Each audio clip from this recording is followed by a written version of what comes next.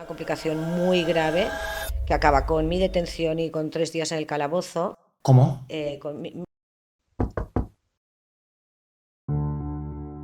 las calles de la vieja Londres, husmeando por Baker Street, se encontraba el aclamado detective Sherlock Holmes. Porque nos está dando vueltas, que por aquí ya hemos pasado. Y un gallinero o algo que digo, por aquí ya hemos pasado.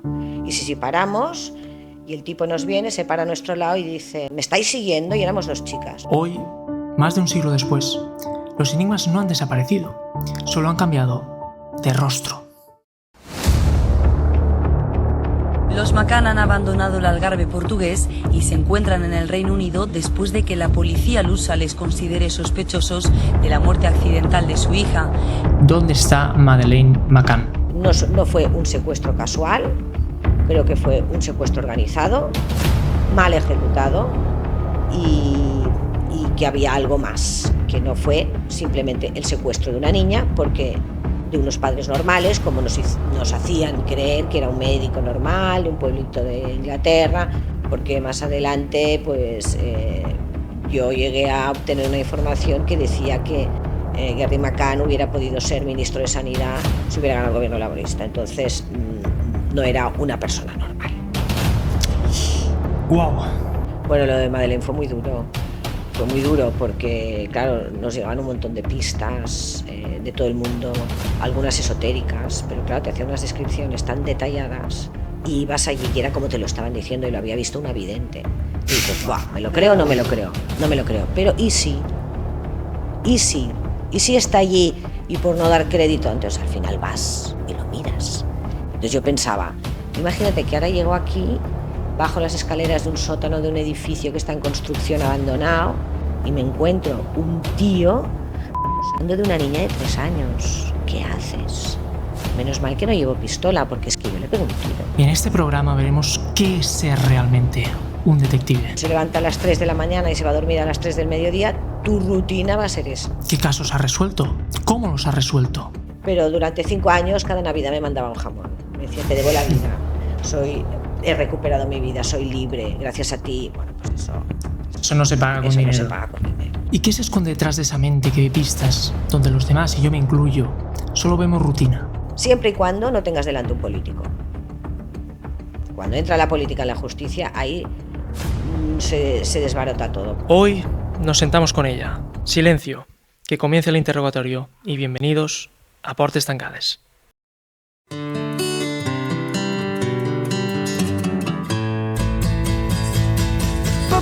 Portes tancades. Portes tancades. Portes tancades.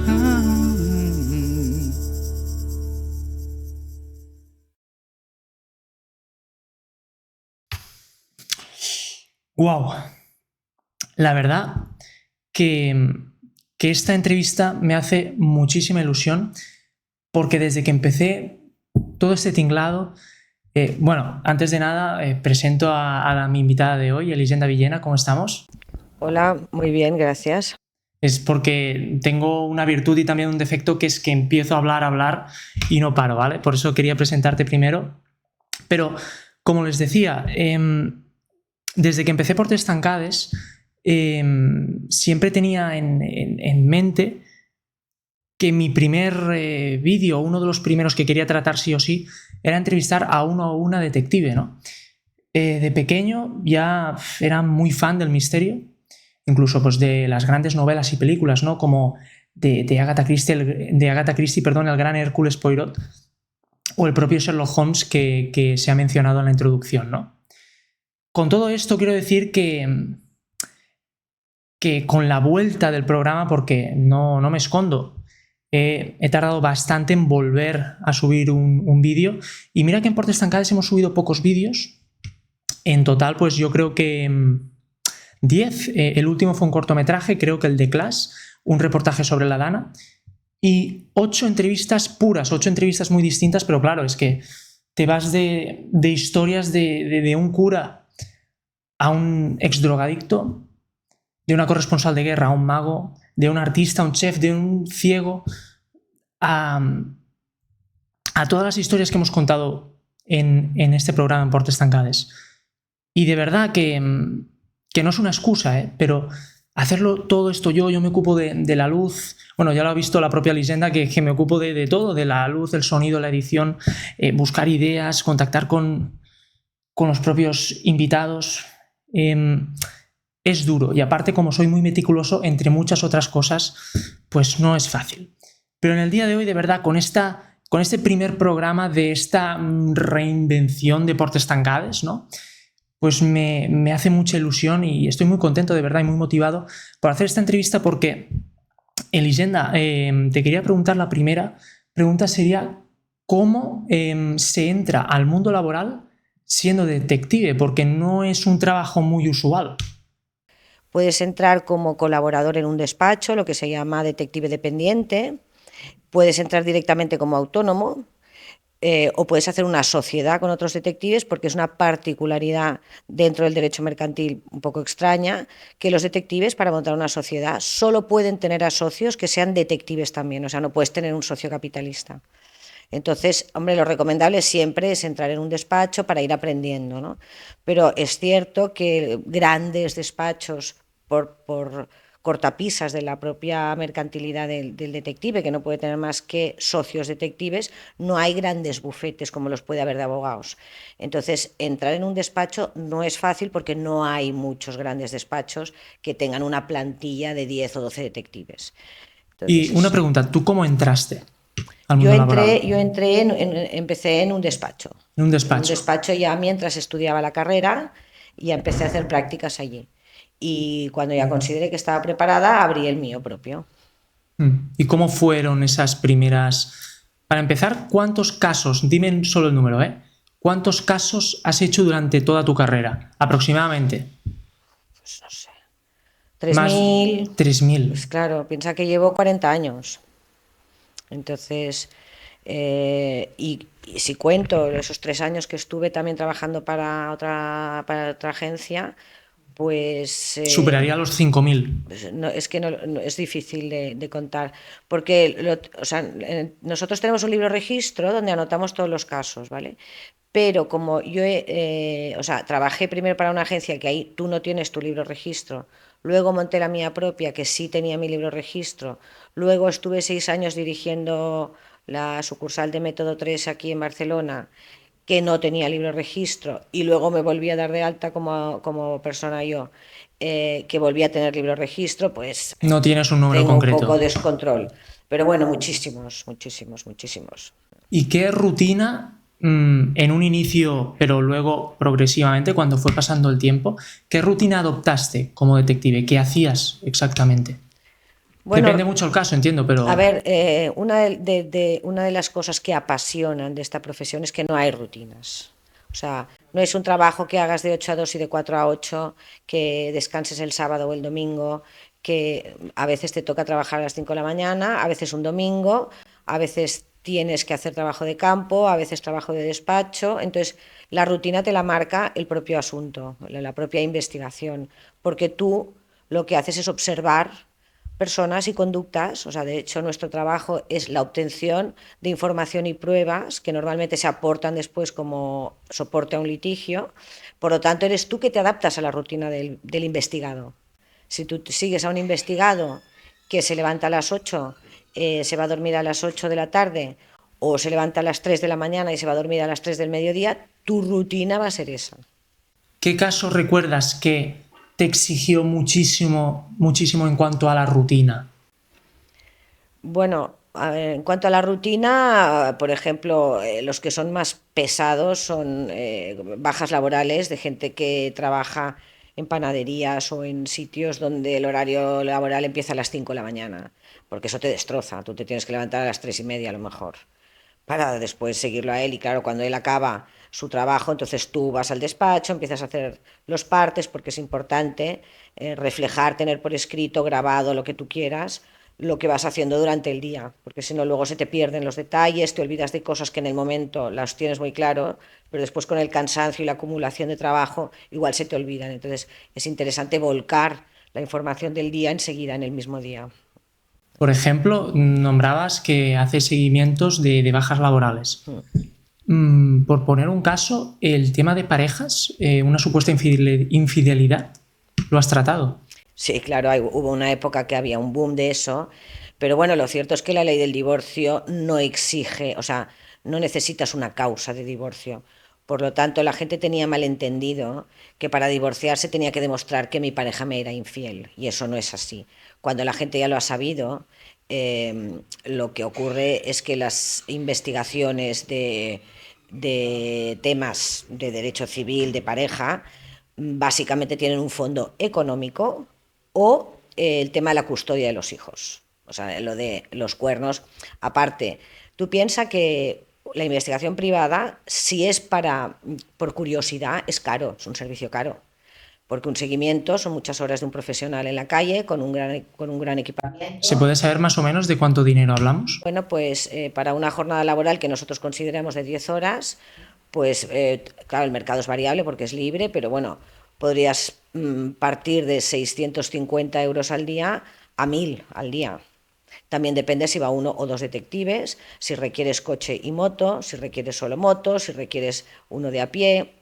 No se lo puede permitir cualquiera. No se lo puede permitir cualquiera, por eso la investigación privada es más una inversión. Es decir, tú lo haces cuando vas a obtener una prueba que vas a utilizar después para ganar un contencioso. Claro. Entonces la curiosidad. Yo siempre digo que cuando venía alguien y te decía, ay, quiero que siga a mi mujer porque me parece que me pone los cuernos, y le decías el precio, se iba con los cuernos. Sí. Hablando de curiosidad, a mí de verdad, no sé si lo puedes contar, a mí me daría curiosidad que contaras alguna anécdota tuya haciendo este tipo de seguimientos, que te haya pasado algo, o no es como te cuentan en las películas, no sé. Bueno, como las películas, no, o sea, una cosa que siempre me sorprende cuando se produce un seguimiento de una película es que siempre hay un sitio para aparcar el coche perfecto, donde tú ves todo perfecto, muévete por Barcelona y busca esa situación idílica, no existe, ¿no? Entonces, pues a mí me ha pasado de estar, por ejemplo, siguiendo a alguien, que ves que entra en un edificio, tienes que saber a qué piso va, porque es un edificio con un montón de plantas y un montón de despachos por planta, y quieres saber a qué sitio concreto va, dejar el coche mal puesto para ir detrás del tipo a ver a dónde iba concretamente, y bajar, y se me estaba llevando el coche la grúa. Ya ves, así, ahí de rodillas, por favor, y me levantaba a las 6 de la mañana, llevo todo el día siguiendo a este hombre, bájame el coche, por favor, y conseguir que me lo bajaran. Pero, o sea, no tiene nada que ver con lo de las películas, es bastante más complicado. Por eso siempre es muy recomendable que vayan dos detectives haciendo un seguimiento, porque siempre hay la chance de que uno se quede en el coche, el otro baja o lo que sea. ¿Y a ti, por curiosidad, nunca te han pillado o nunca has tenido un encontronazo? Bueno, pillado, me han preguntado, oye, ¿no me estarás siguiendo, no? Y yo, no, ¿pero qué dices? Oye, que estás loco, me estás asustando, ¿eh? ¿Y esto te lo preguntó, por ejemplo, un hombre que le hacías el seguimiento de su pareja, por ejemplo? No, este caso concreto fue, mira, era un señor que tenía un edificio de pisos en Badalona y tenía la intención de derruir el inmueble para construir pisos nuevos. Y entonces estaba desahuciando a los inquilinos. Y ya los había desahuciado casi a todos, pero quedó uno que era tozudo y defendía su derecho a su vivienda, y a este le puso una demanda de desahucio por causa de necesidad. Eso es algo que se alega cuando tú tienes un hijo, tú tienes un piso que está alquilado y tienes un hijo que se casa y necesita vivienda. Entonces, todo y que sea un contrato indefinido, lo puedes echar, ¿vale? Pero claro, era como inverosímil que ese hijo de ese señor con ese estatus económico se fuera a vivir a ese tipo de piso en Badalona. Por lo tanto, el inquilino nos contrató, es de los pocos casos que me ha contratado el inquilino para demostrar que eso era un montaje. Y este chico vivía en Sant Cugat por la montaña, pero no sabíamos dónde. Entonces, lo tuvimos que identificar, fue muy largo el proceso porque él era programador y entonces estaba cedido en una empresa. Fue muy difícil, pero finalmente conseguimos identificarlo, seguirlo, coge el tren, baja en Sant Cugat y resulta que en la estación de Sant Cugat tenía un coche. Volvemos a hacerlo otro día y esperamos en el coche y lo empezamos a seguir. Y entonces llevaba un 4x4. Entonces empieza a meter por la montaña, por unos caminos y otros caminos. Claro, lo sigues de muy de lejos, porque en un camino de montaña... Claro, que no había nadie. Claro, cantas un montón. Y nada, en un momento dado íbamos dos y yo digo, para, porque nos está dando vueltas, que por aquí ya hemos pasado. Y un gallinero o algo que digo, por aquí ya hemos pasado. Y si paramos, y el tipo nos viene, se para a nuestro lado y dice, ¿me estáis siguiendo? Y éramos dos chicas, ¿no? Y concretamente yo estaba embarazada. Y le digo, me empiezo a tocar la barriga y le digo, oye, esto estás loco, no me asustes, ¿eh? No me asustes, así tocándome la barriga. Y al Pero tú final, estabas embarazada de verdad. sí, estaba embarazada de verdad, Se sí. puede trabajar de detective con el embarazo.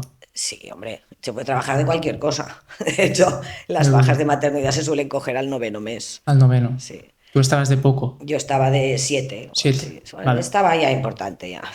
Pero bueno, iba en coche, no iba en moto, No, entiendo, no era un deporte de riesgo, vale. me lo tomaba con calma, iba acompañada y tal. Bueno, la cuestión es que el hombre, al verme embarazada, metida, pues pensó igual me echó una pájara y se fue. Pero sí, o sea, hubo. Ahí sí que es momentos que te das cuenta que el ser mujer y más embarazada te da ventaja. Es una ventaja, sí. Una pregunta. Antes, fuera de cámaras, estábamos hablando, ¿no?, de los casos. Uno, por ejemplo, lo vamos a tratar en profundidad luego, porque es un caso que a mí personalmente me interesa muchísimo. Pero tú me has comentado que has trabajado en un caso muy particular. ¿Cómo se llamaba? ¿La Cabarra? La Camarga. Bueno, más que un trabajo, eso es un aviso a navegantes, es una complicación que aparece en mi vida profesional, una complicación muy grave que acaba con mi detención y con 3 días en el calabozo. ¿Cómo?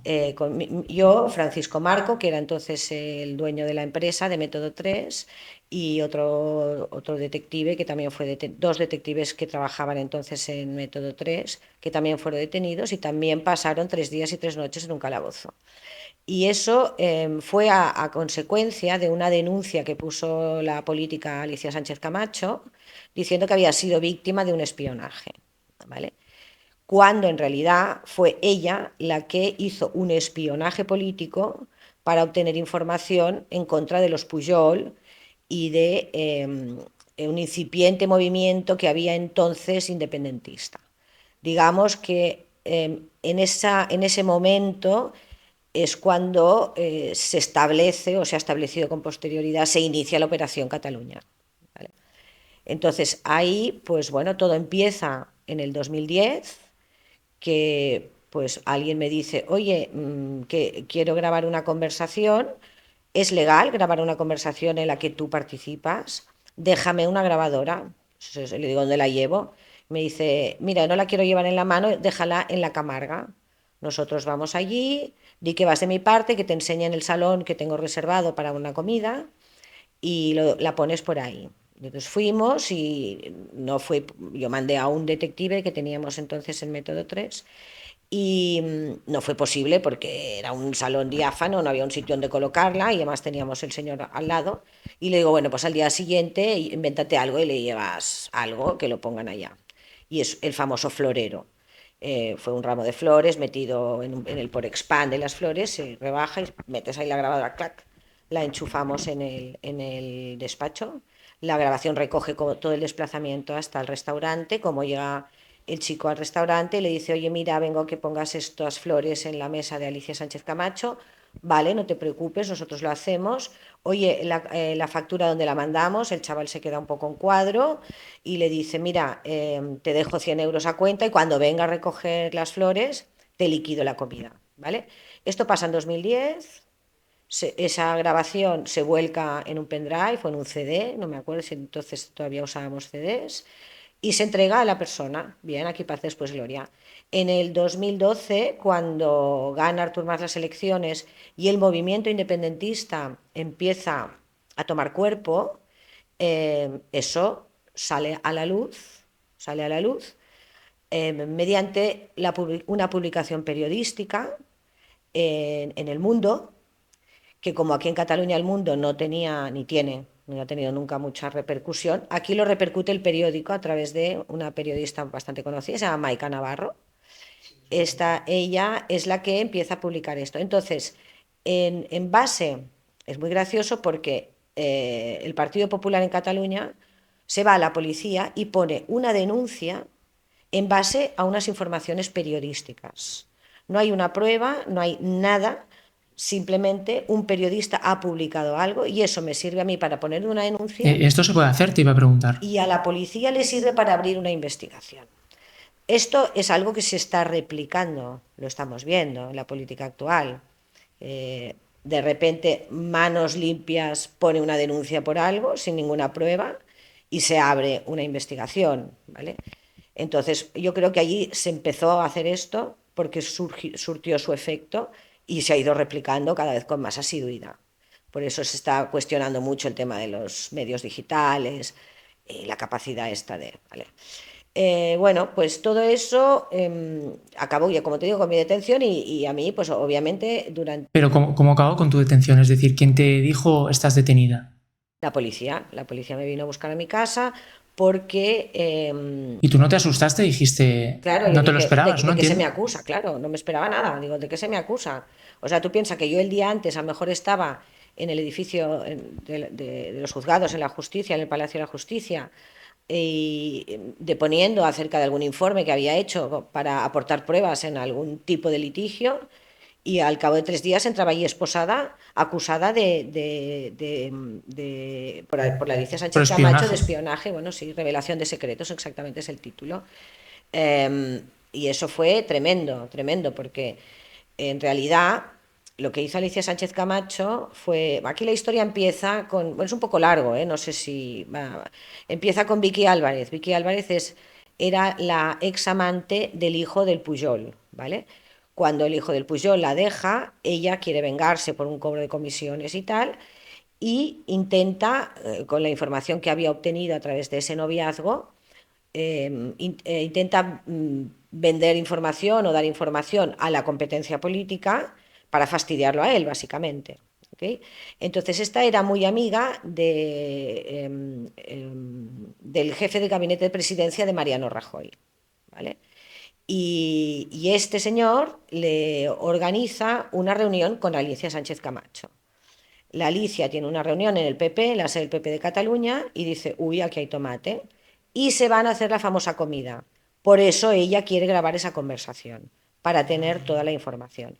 En esa conversación le cuenta cosas que hace el Pujol, le da números de teléfono que está utilizando, que son off the record, etc.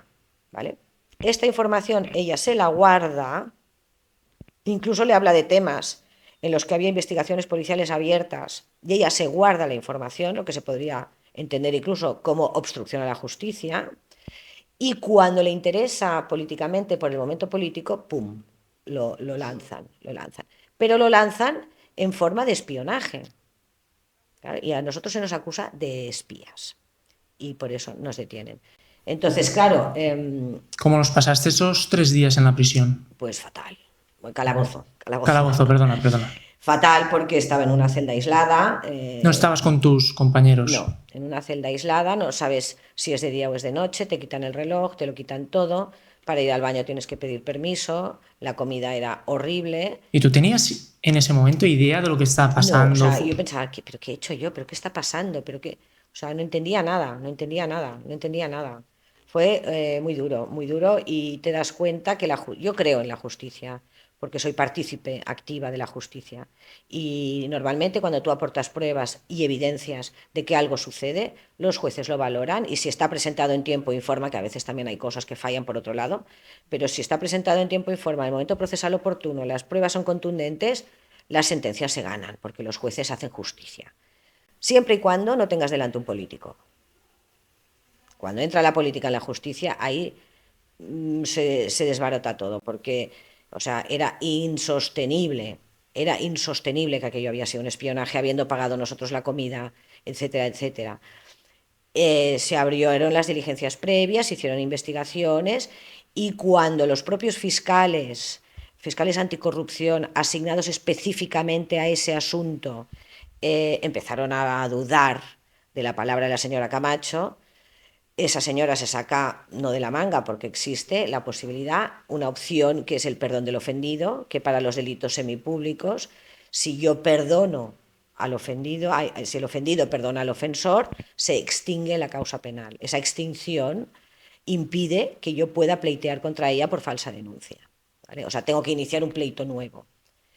Con lo cual, aparte ella aforada, pues bueno, pues no era, en aquel momento no era viable y no era sostenible ni económicamente, ni en el momento que yo estaba, con todos los medios machacando, pues fue...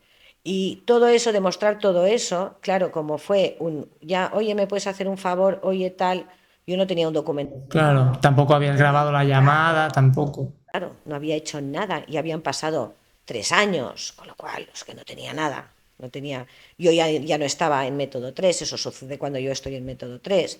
Fue imposible, o sea, fue muy duro y muy injusto, porque a mí nadie me ha pedido perdón, ni nadie me ha recompensado por nada, y fue una hecatombe para mí y para todas las personas que estuvimos implicadas en ese asunto. ¿Cómo ves la política? Lo decías antes, ¿no? Esta relación de política-justicia. ¿Te ha pasado más veces este tipo de episodios? A ver, tan grave entiendo que no, porque... No, pero te das cuenta que, bueno, no solo es la política, todos sabemos que según quien comete un delito, pues se le trata de una forma y según quien comete ese mismo delito se le trata de otra, ¿no? Que luego la justicia se aplique en las mismas condiciones, pues yo creo que si eres un ciudadano común, sí. Yo creo que si eres un partido político o una gran corporación, no. Y eso lo creo yo y yo creo que la gran mayoría de personas que hayan estado cerca de algún acontecimiento de este estilo, que vea cómo funcionan las cosas. Antes de empezar con el caso que quiero tocar, ¿quieres destacar otro caso o otro episodio el cual hayas tenido una situación inverosímil en una investigación? ¿Que te acuerdes así a bote pronto? No, bueno, no. Son cosas que te llenan mucho, te hacen muy feliz, ¿no?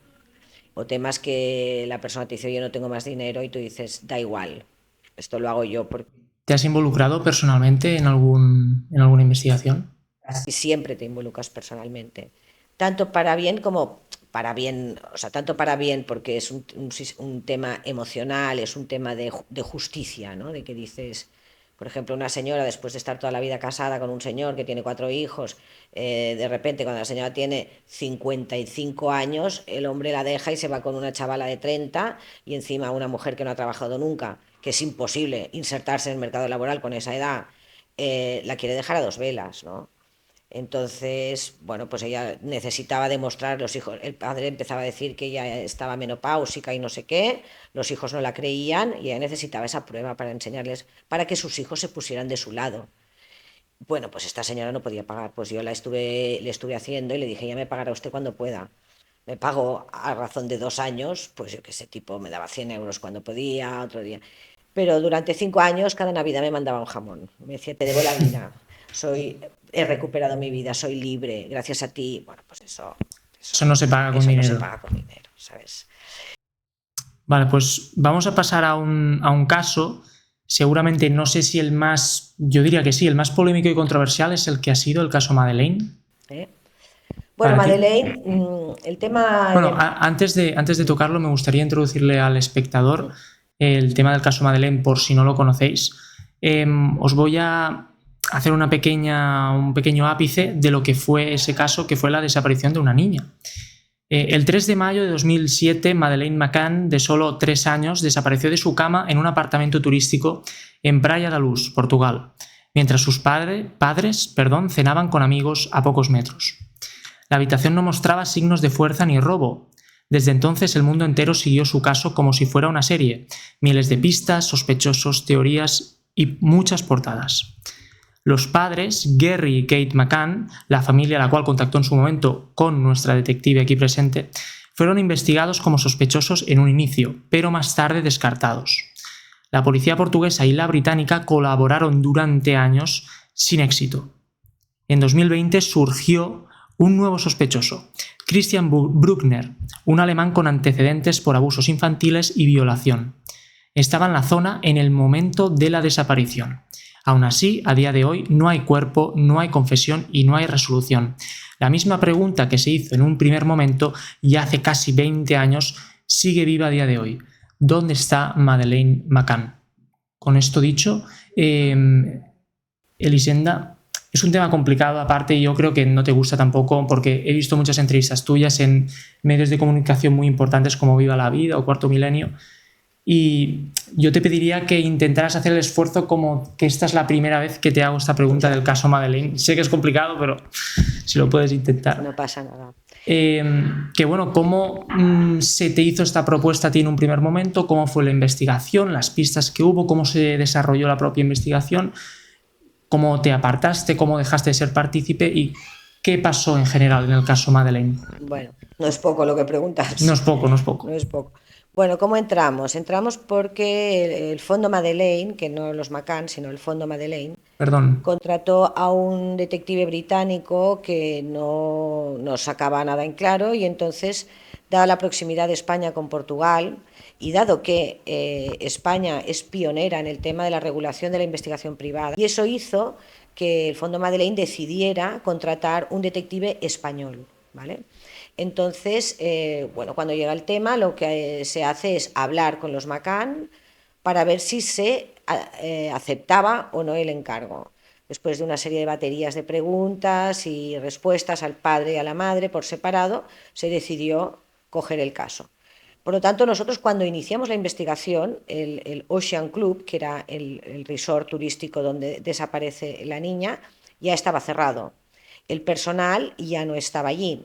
Entonces, en el Algarve portugués hay que tener en cuenta que todo lo que es negocios están en manos británicas, es como una colonia británica. Los campos de golf son británicos, los hoteles son británicos. Entonces, todo el personal que trabajaba en el Ocean Club de cierto nivel, o sea, camareros y eso, ¿no? Eran británicos, ¿vale? Y los camareros pues eran de temporada cuando cerraban. Por lo tanto, tuvimos que empezar por localizar a la gente que trabajó allí, etcétera. Después también hay que decir que yo he investigado bastantes desapariciones y esta era muy atípica, ¿vale? ¿Por qué atípica? Si se Porque puede era muy preguntar. atípica por muchísimas cosas. Una, en 24 horas se monta un show mediático de alcance mundial, de televisiones, radio, prensa, todos los medios británicos.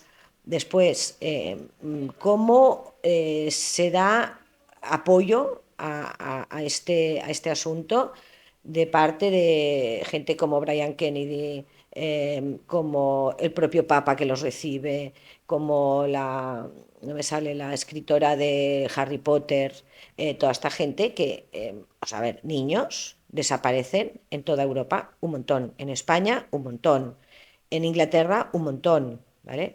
Entonces, ¿por qué tanta atención a este caso concreto? Otro dato. Antes de empezar, ¿por qué crees tú que pasó esto? Bueno, es que, a ver, yo tengo mis teorías, pero como no las he podido demostrar, no dejan de ser teorías, ¿vale? Puedes Entonces, decir, sí, alguna cosa te puedo decir. Yo creo que no fue un secuestro casual, creo que fue un secuestro organizado, mal ejecutado y que había algo más, que no fue simplemente el secuestro de una niña, porque de unos padres normales, como nos hacían creer que era un médico normal de un pueblito de Inglaterra, porque más adelante pues yo llegué a obtener una información que decía que Gary McCann hubiera podido ser ministro de Sanidad si hubiera ganado el gobierno laborista. Entonces no era una persona normal. Las personas que se implicaron en la investigación y en manejar el Fondo Madeleine tampoco eran personas normales. El portavoz del Fondo Madeleine había sido portavoz, o sea, responsable de asuntos de relaciones de comunicación del gobierno británico. Y ese señor se hace portavoz del Fondo Madeleine. Pues tampoco es normal. todo muy grande. Y luego, por 2 veces, se dota de una partida extra a Scotland Yard para investigar este asunto. Incluso hubo una mujer que había desaparecido su niño en Inglaterra y dijo, oiga, ¿por qué Scotland Yard se le dota de no sé cuántos miles de libras y a mi hijo no lo busca nadie? O sea, hay muchas cosas que dices, esto no es un secuestro normal, ¿vale? Entonces, Antes de avanzar, me gusta que has resaltado mal ejecutado y padres no normales. Primero, ¿por qué crees que ha estado mal ejecutado? bueno, porque, a ver, en mi teoría, que como digo no tengo ninguna prueba y no deja de ser una teoría, vaya por delante, yo creo que esto es, mira, primero, a ellos les convencen de ir a Portugal, porque ella no quería ir, La ¿vale? mujer. La mujer no quería ir. Les convencen. El secuestro se produce la última noche que están allí y al día siguiente se van todos. Y a ellos eran 7, les llamábamos los Tapas Seven, y el apartamento de los Macán es justo el que da a la calle. Era un resort con cero seguridad, cero seguridad. También es cierto que Praia da Luz es un lugar, o era, súper tranquilo, la gente no cerraba las puertas de las casas, o sea, muy tranquilo, pero era una habitación que tú levantabas así la persiana y entrabas, o sea, cero seguridad. Y la habitación de los Macán daba a la calle, o sea, la ventana daba a la calle, o sea, era el más accesible, por decir. Entonces, un cúmulo de casualidades para mí no es casualidad. O sea, es de formación profesional si quieres, ¿no? Entonces, hay muchos datos que te invitan a pensar que es un encargo mal ejecutado. ¿Por qué? Porque, claro, imagínate, pues yo qué sé, de un bufete de abogados de Inglaterra se contacta a un bufete de abogados en Portugal para que hagan esto, o, y entonces este se encarga a un tercero, que después se encarga a un cuarto, y al final Muchos implicados. el que va a buscar a la niña no tiene ni idea de lo que está haciendo, ¿vale? A lo mejor le dan, yo qué sé, 3.000 euros y tráeme a la niña, por ejemplo, ¿no? Y pues claro, cuando ve, él se va con la niña y yo qué sé, se va a una casita, a donde que sea, y cuando ve que está todas las fronteras controladas, los puertos controlados, la policía patrullando las carreteras, todo. El tío, ¿qué hace? Se acojona y dice, hostia, ¿qué hago yo con...? A partir de ahí, pues puede deshacerse de la niña, por ejemplo, o puede venderla, o puede haber pasado muchas cosas. De hecho, nosotros hicimos drenar un lago, bueno, drenar no, hicimos entrar en un lago, porque, bueno, por una serie de pistas cruzadas, yo tenía pues, barajaba la posibilidad de que hubieran tirado a la niña en un barragem, que es como sí, un lago pero artificial, ¿vale? Bueno, lo hicimos, no encontramos nada porque calculamos más o menos la trayectoria, si hubieran tirado una niña, hasta dónde podía llegar, los sitios accesibles por donde era más fácil deshacerse y miramos esa zona, ¿vale? Encontramos unos huesos que yo hice analizar después aquí porque no se los quise dar a la policía portuguesa. Dejamos unos para la policía portuguesa y los otros me los dieron a mí. Yo aquí los hice analizar con un criminalista y resultaron ser huesos de animal, ¿vale? 18 o 20 años después hay un programa que yo hablo de eso. Hacen mirar ese lago que yo hice mirar hace 20 años, ¿vale? Sí, sí, solo que con la sequía y el cambio climático el nivel del agua había bajado tanto que haciendo los cálculos que yo ya hice hace 18 o 20 años, la niña hubiera quedado en una zona donde ahora es tierra seca. Entonces se pretendía analizar, o en eso estaban, no sé cómo acaba la historia, analizar las tierras de allí a ver si se encontraban restos de ADN de una niña de 4 años que en caso de estar allí hubiera muerto hacía 20 años. Bueno, a mí la única satisfacción fue pensar, pues mira, yo esto ya lo había hecho, ¿sabes? No iba tan desencaminada. Ahora, si me preguntas qué ha pasado con la niña, pues no lo sé. Lo mejor que le puede haber pasado es que acabaran con su vida de una forma rápida y no dolorosa, porque de lo contrario, pues también estuvimos investigando redes de pederastia. Nosotros habilitamos entonces un servicio de 24 horas por mail, por teléfono, en 4 o 5 idiomas, y nos llegaban correos que decían, con vídeos, por ejemplo, que decían, en este vídeo podría salir Madeleine. Madeleine tenía 3 años. O sea, no quiero reproducir lo que se veían en esos vídeos, pero era horrible, horrible, o sea, horrible. Entonces lo que nosotros hacíamos pues era mandar esto a la Policía Nacional, al Departamento de Informática Forense y Ciberinvestigación, y gracias a eso se desarticuló una red de pederastia que iba Estados Unidos, Europa, Portugal, por ejemplo, ¿no? No tenía nada que ver con Madeleine, pero bueno, pues fue algo que hicimos, algo que conseguimos. A la niña no la encontramos, no supimos qué ha pasado con ella, pero bueno, se hicieron cosas. Pero es un mundo muy sórdido. Este de la pederastia era una línea de investigación que barajábamos porque en Portugal se movía pederastia y bueno, pues pensábamos que igual había sido vendida para fines Sexuales. de este estilo. Sí.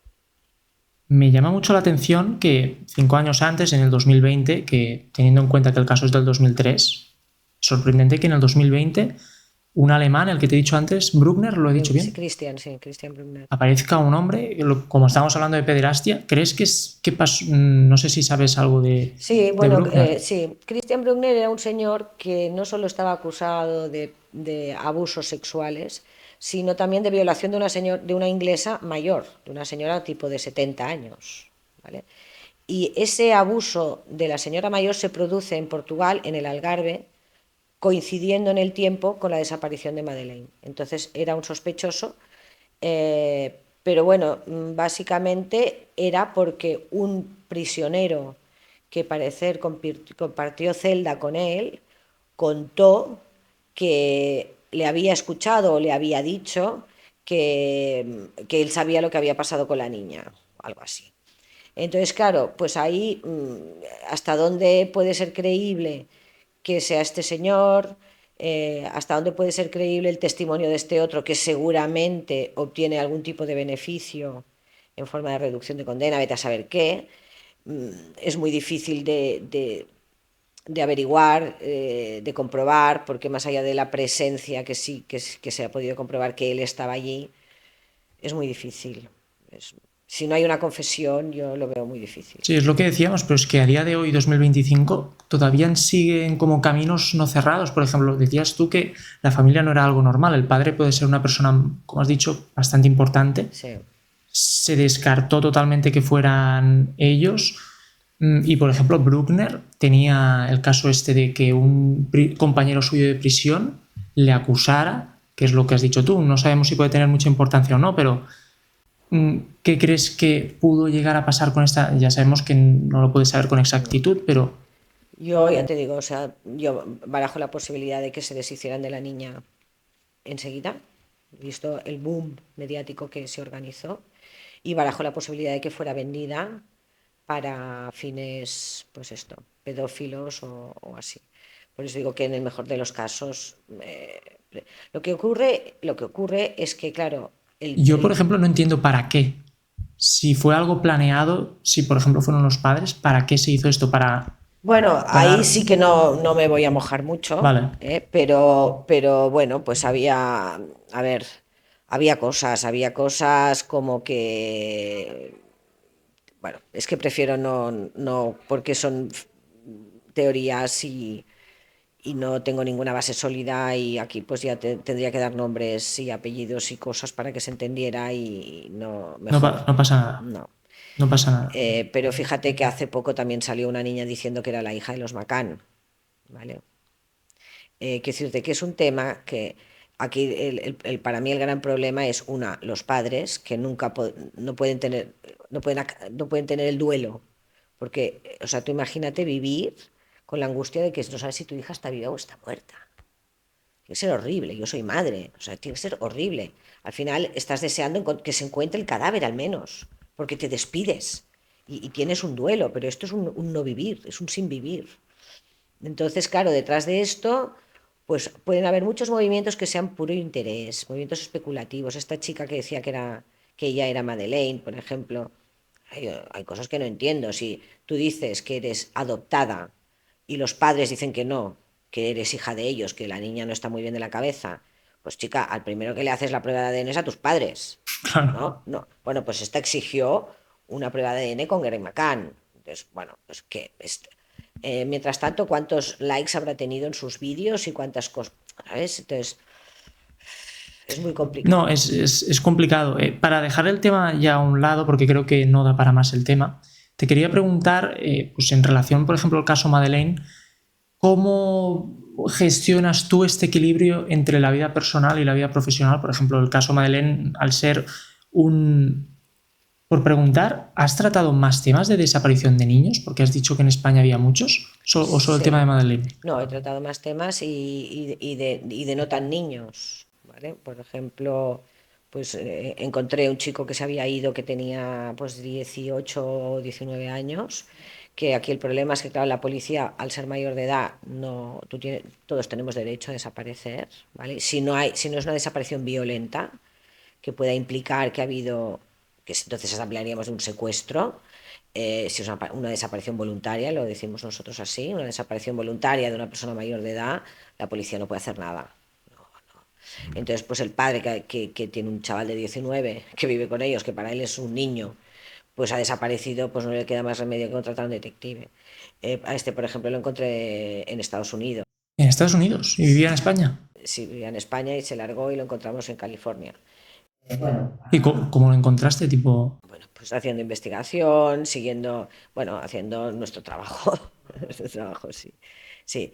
Pero es el tema de las desapariciones de niños, niños. A ver, si no es uno de los cónyuges, que a veces pasa alguno que coge el niño y se larga a Francia porque, pues por un tema que no le han dado custodia, no sé qué, y agarra al niño y desaparece, que esos son relativamente fáciles. Los secuestros de niños normalmente están vinculados a este tema tan desagradable y condenable que es la pederastia, el abuso infantil, hacer películas para consumo de pederastas, cosas así.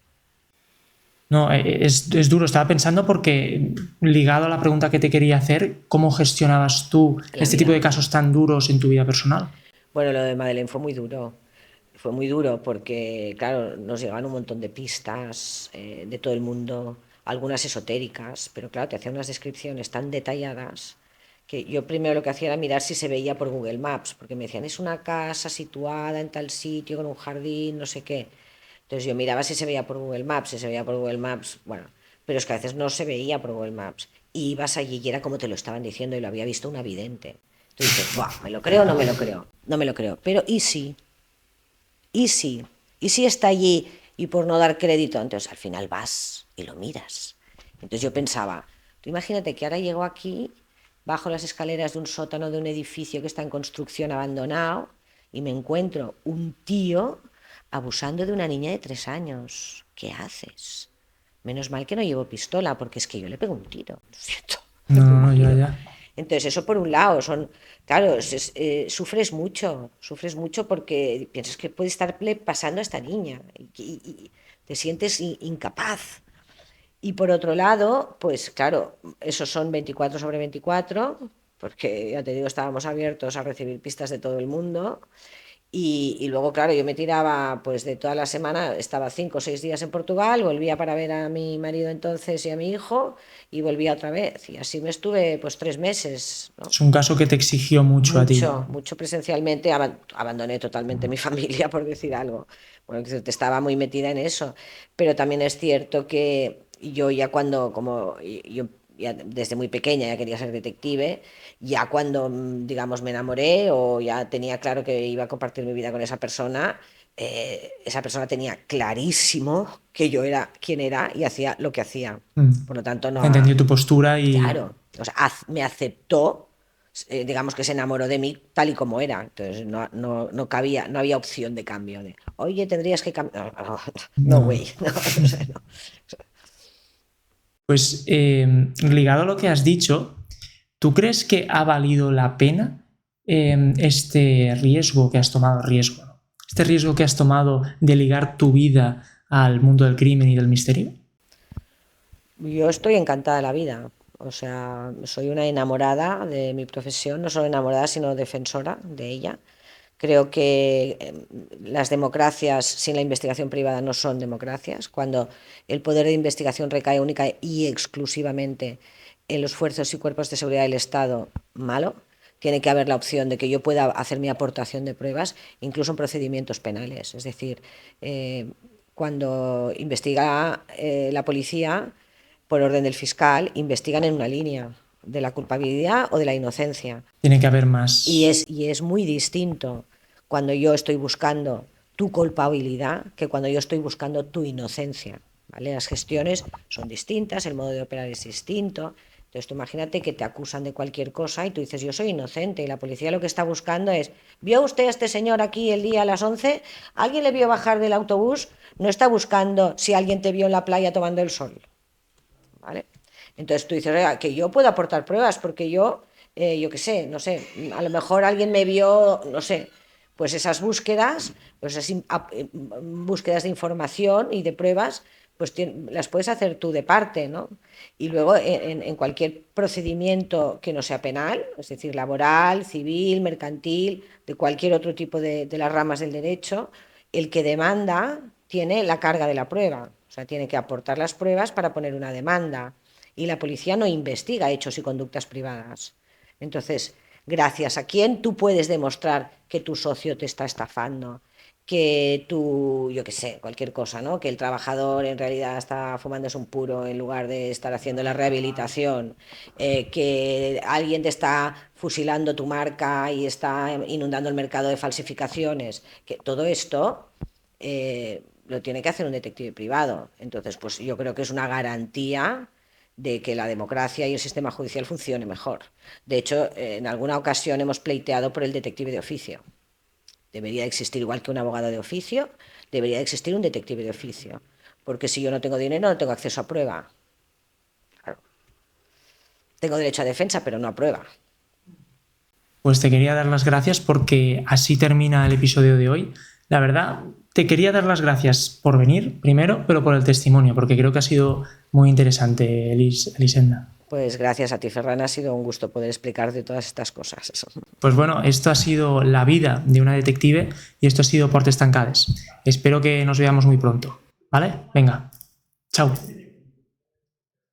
Pues ya está.